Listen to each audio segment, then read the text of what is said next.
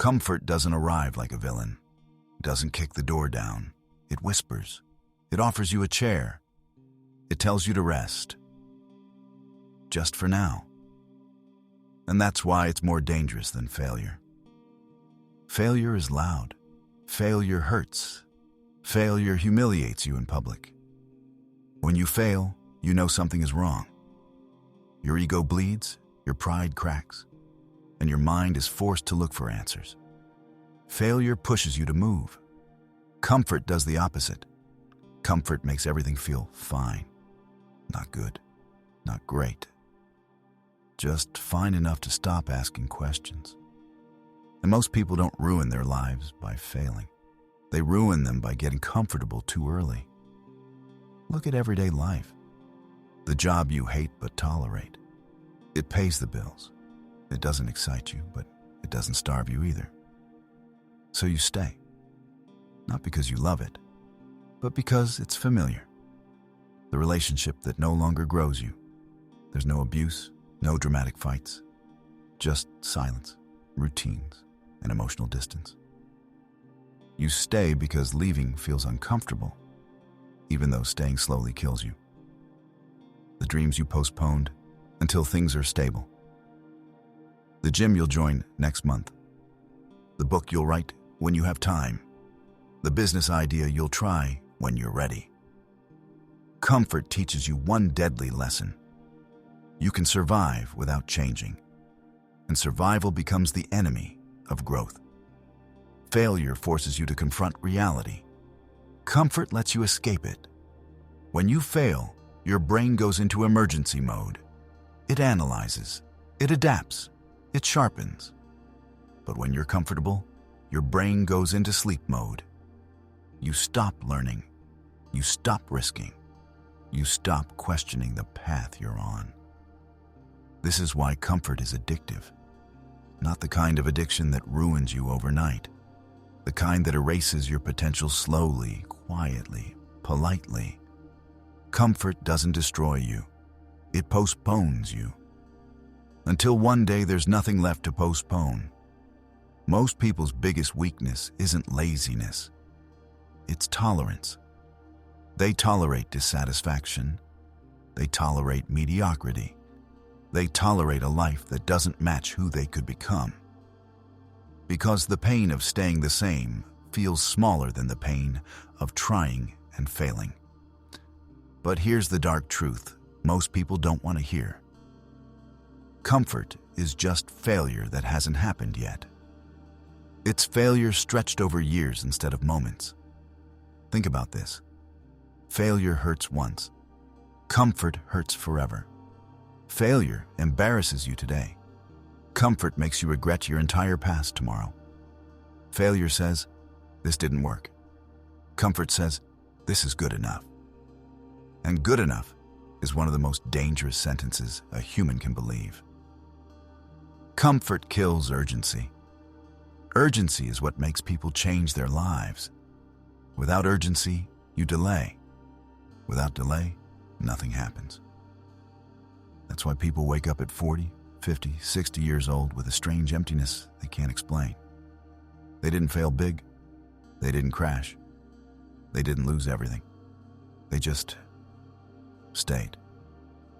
Stayed in the same routines, the same habits, the same thinking patterns, the same fears. Comfort doesn't look like a prison. It looks like safety. But safety without growth becomes a cage.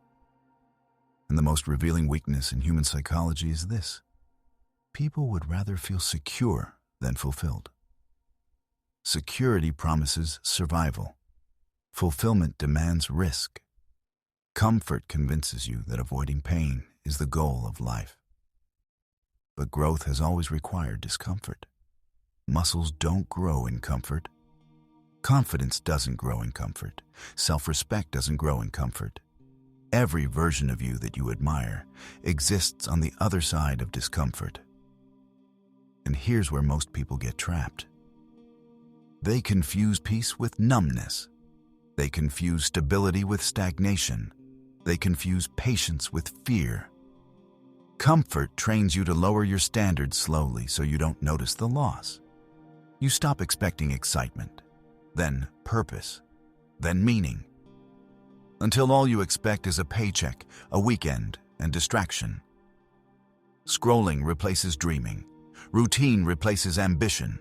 Entertainment replaces fulfillment. Comfort doesn't ask you to quit your dreams.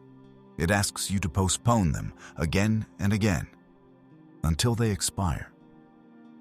Failure, on the other hand, teaches you who you are. It shows you your weak points. It exposes your excuses. It humbles you. Failure hurts your ego, but it strengthens your character. Comfort protects your ego while starving your character. And that's why people secretly fear failure less than they fear disruption. Failure means trying. Comfort means hiding. So what are the do's and don'ts in real life? Do this. Pay attention to what feels too comfortable. If something feels easy but leaves you empty, question it. Do this. Choose short-term discomfort over long-term regret. Hard conversations, hard decisions, hard beginnings. Do this. Fail on purpose sometimes. Apply even when you're not ready. Speak even when your voice shakes. Leave situations that no longer grow you. Do this. Make discomfort a signal, not a stop sign. Now the don'ts. Don't confuse being busy with progressing. Comfort loves busy people who never move forward. Don't wait for motivation. Comfort hides behind, "I don't feel like it." Don't build your identity around safety, because when safety disappears, and it always does, you'll have nothing left. And here's the encouragement most people need, but rarely hear. You don't need to destroy your life to escape comfort. You just need to stop protecting it so much. You don't need to leap off a cliff. You need to stop standing still. Growth doesn't come from reckless chaos. It comes from intentional discomfort, small risks, honest self-reflection, daily choices that scare you just enough. Comfort isn't evil. Staying there forever is. Failure is not the enemy. Stagnation is. And one day, you'll either thank yourself for choosing discomfort, or you'll wonder why you waited so long. Because comfort will never betray you loudly. It will simply let time pass. Until you realize the life you wanted became the life you avoided. And the most dangerous question you can ask yourself isn't, "What if I fail?" It's, "What if I stay exactly like this?" That question changes everything. What if I stay exactly like this? Sit with that question for a moment. Not as a thought experiment, not as motivation, but as a mirror. Because most people never ask it honestly. They ask it softly, then distract themselves before the answer arrives. If you stay exactly like this, what actually changes? The same mornings, the same frustrations, the same excuses dressed up as responsibilities, the same quiet disappointment you've learned to live with. Time will move. Your body will age. Your tolerance for risk will shrink. But your life will remain almost identical. That is the real cost of comfort. Comfort doesn't steal your future all at once. It charges you interest, daily. You pay with energy. You pay with curiosity. You pay with the fire you once had, when you believed life could be more. Slowly, you start rewriting the story you tell yourself. I'm just being realistic. It's not the right time. Others have it worse. I should be grateful. Gratitude becomes a shield. Realism becomes a cage. Maturity becomes an excuse. This is another hidden weakness of the human mind. We rationalize stagnation to protect our self-image. Admitting you're comfortable is easy. Admitting you're afraid is not. So instead of saying, "I'm scared to fail," people say, "I'm content. I'm settled." I'm focusing on stability. But deep down, they know the truth. Comfort feels safe because it removes uncertainty. Failure feels dangerous because it exposes you. And exposure is terrifying. Because failure doesn't just test your skills, it tests your identity. When you fail, you're forced to confront who you are without excuses, without illusions, without the story that someday things will change. Comfort lets you delay that confrontation indefinitely. This is why people defend their comfort aggressively. They'll argue, they'll justify, they'll mock ambition. Anyone who threatens their comfort becomes naive, reckless, or unrealistic. Not because ambition is wrong, but because it reminds them of what they avoided. There's a dark psychological effect here most people never notice. Comfort makes other people's growth feel like an attack. When someone around you changes, improves, risks, evolves, it creates discomfort in those who stayed the same. So they minimize it. Anyone could do that. Luck. They'll fail eventually. This is comfort protecting itself. And the longer you stay comfortable, the more fragile you become. Not physically, mentally. Small challenges start to feel overwhelming. Minor setbacks feel catastrophic because your nervous system forgot how to struggle. You become skilled at coping, not overcoming. You avoid tension. You avoid conflict. You avoid responsibility for your own dissatisfaction.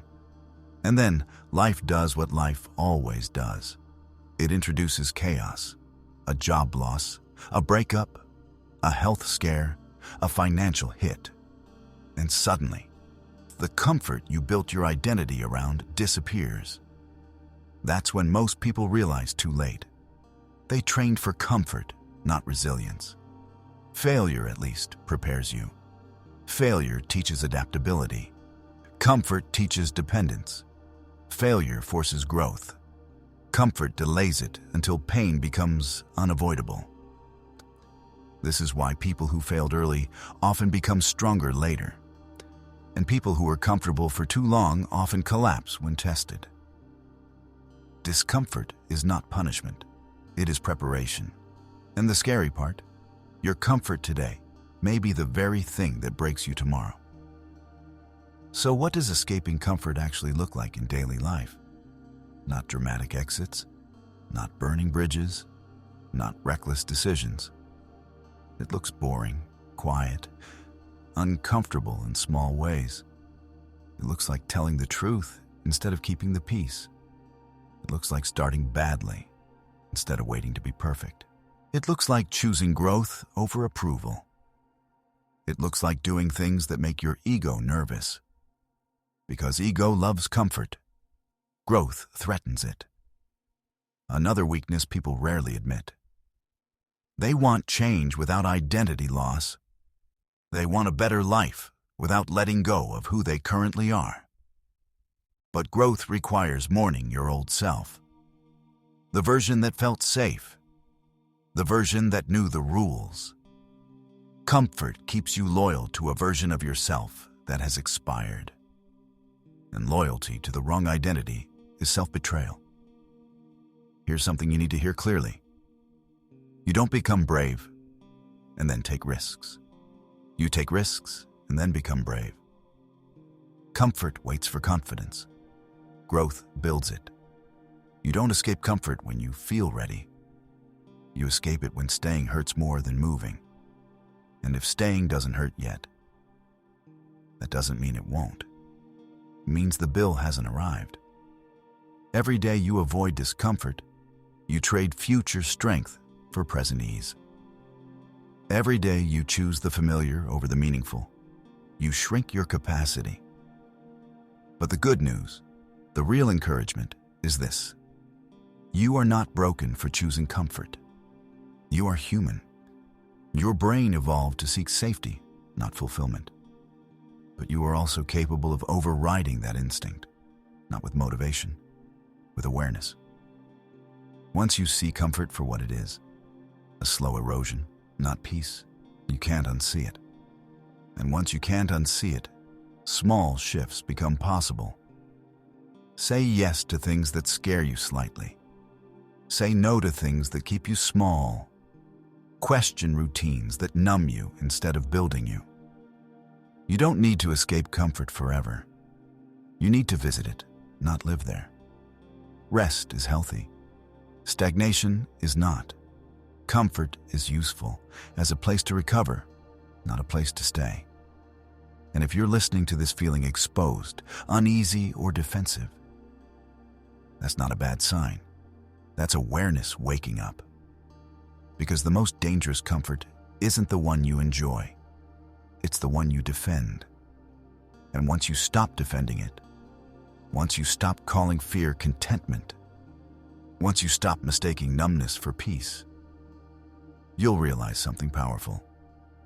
Failure never ruined you. Avoiding discomfort did. And the moment you choose growth over ease, even in the smallest way, the future stops shrinking and starts opening again.